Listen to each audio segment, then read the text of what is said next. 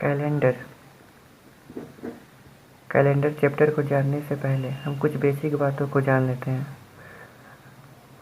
पहला बेसिक चीज़, यदि हम अपनी दोनों हाथों की मुट्ठियों को इस तरह से रखें तो यहाँ पर जनवरी होगा, फिर फरवरी होगा, फिर मार्च होगा, फिर अप्रैल होगा, फिर मई होगा, फिर जून होगा, फिर जुलाई होगा, फिर अगस्त होगा, फिर सितंबर होगा, फिर अक्टूबर होगा, फिर नवंबर होगा, फिर दिसंबर होगा। तो हमें यह याद रखना है कि यानी कि जो उभरे हुए भाग पर है वहाँ 31 दिन का दिन होगा तथा फरवरी को छोड़ के जो निचले भाग पर है वहाँ 30 दिन का दिन होगा। तो चलिए स्टार्ट करते हैं।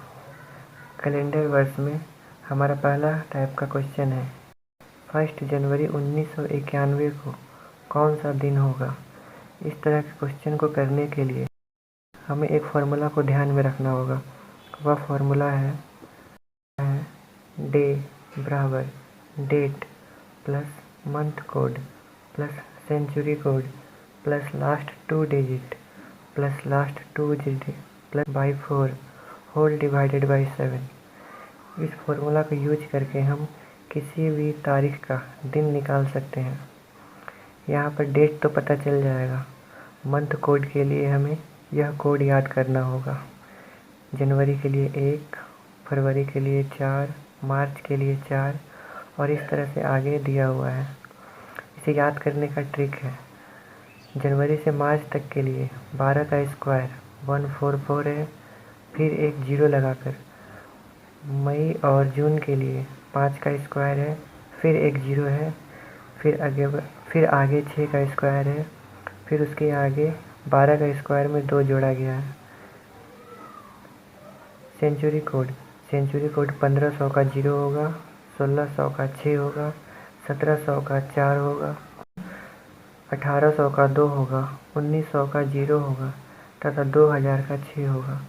और यदि आप आगे इसी तरह से बढ़ेंगे तो जैसे यहाँ 6 4 2 रिपीट हुआ है वैसे ही यहाँ पे 6 4 2 रिपीट करते जाएंगे। अब दिनों का कोड सैटरडे से स्टार्ट करेंगे।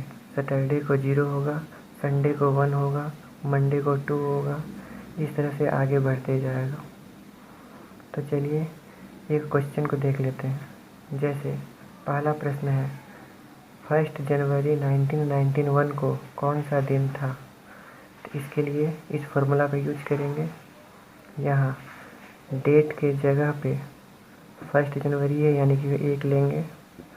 जनवरी का कोड 1 है इसलिए यहाँ 1 लेंगे।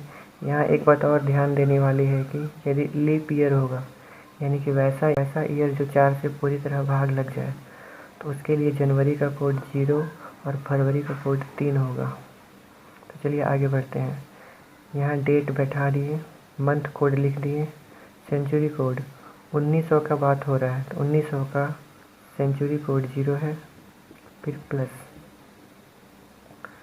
लास्ट 2 डिजिट ईयर का लेंगे। ईयर का लास्ट 2 डिजिट 91 है, फिर प्लस लास्ट 2 डिजिट यानी कि 91/4 होल डिवाइडेड बाई 7। अब इन सब को ऐड कर देंगे। इन सब को ऐड करने पर हमें 93 मिलेगा, प्लस इसको इससे डिवाइड करते हैं। 2 बार में 8, 1 कैरी हुआ, 1 ऊपर से उतर जाएगा, फिर 2 बार में 8, 3 रिमाइंडर बच गया। अब डिवाइड नहीं होगा, छोड़ देंगे। यहाँ रिमाइंडर को हमें छोड़ देना है, केवल क्वोटिएंट को लेंगे बाई 7। अब इन दोनों को ऐड कर देंगे। ऐड करने पर हमें 115 मिलेगा, बाई 7 है। अब 7 से इसको डिवाइड करेंगे।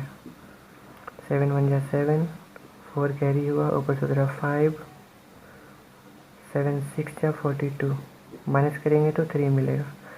जैसे इस केस में रिमाइंडर को छोड़ दिए थे, इस केस में रिमाइंडर को लेंगे, इसको छोड़ देंगे। तो यहाँ रिमाइंडर 3 आया है।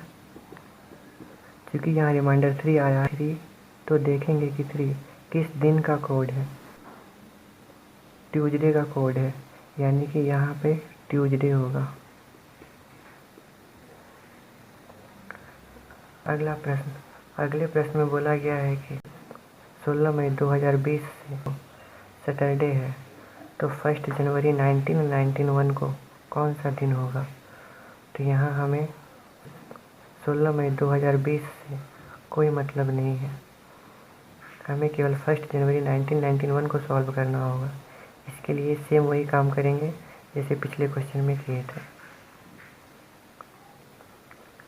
अगला टाइप, यदि किसी वर्ष का कैलेंडर वर्ष 2008 के जैसा है तो वह वर्ष कौन सा होगा? या यदि किसी वर्ष का कैलेंडर वर्ष 2019 के जैसा है तो वह वर्ष कौन सा होगा?